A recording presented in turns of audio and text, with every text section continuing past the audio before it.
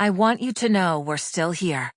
A Post-Holocaust Memoir by Esther Safran Foer. Read for you by Ellen Archer.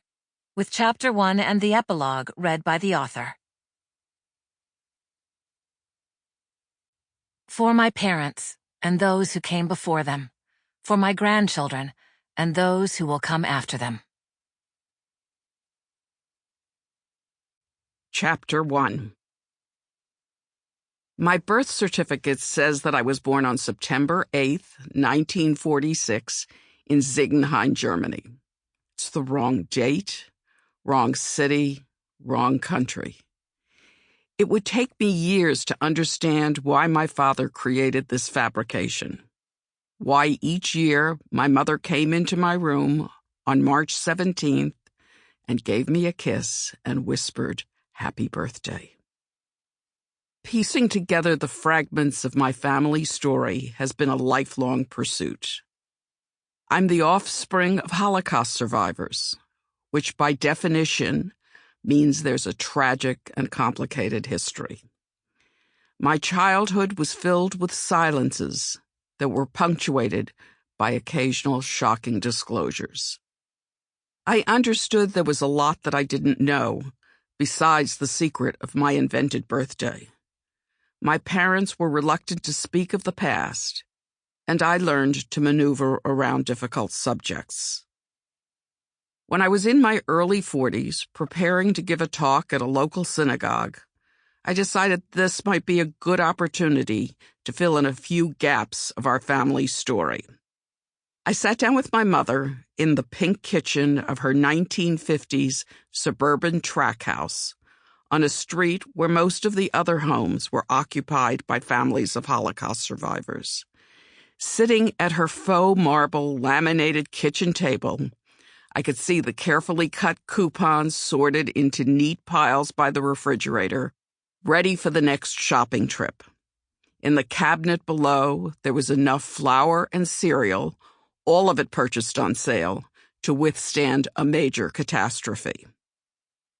I started with a few questions about my father and his experience during the war.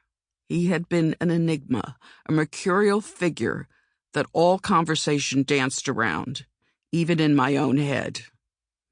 My mother took a sip of the instant coffee that she loved and casually mentioned that my father had been in a ghetto with his wife and daughter. He'd been on a work detail when they were both murdered by the Nazis.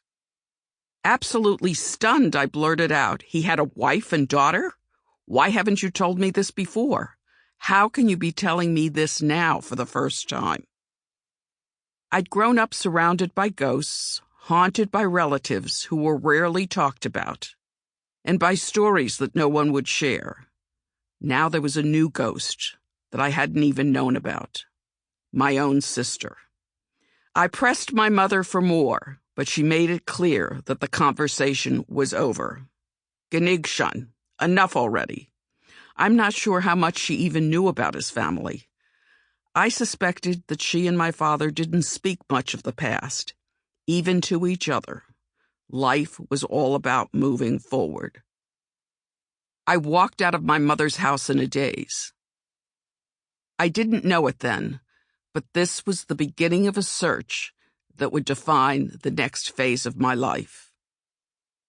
Determined to learn more, I scoured online Holocaust databases to see if I could find a birth or death record for my sister.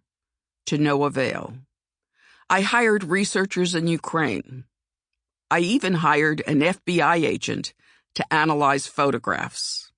My searches came up empty. I talked to everyone I could think of to see what they knew, and I got the same response.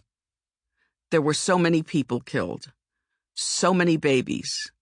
How can we remember all of the names? I didn't want all the names. I wanted the name of my sister.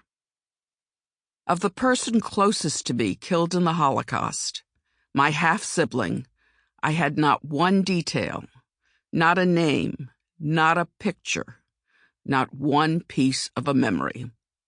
Here was a child, one among at least 6 million Jews, one of almost 1.5 Sample complete. Ready to continue?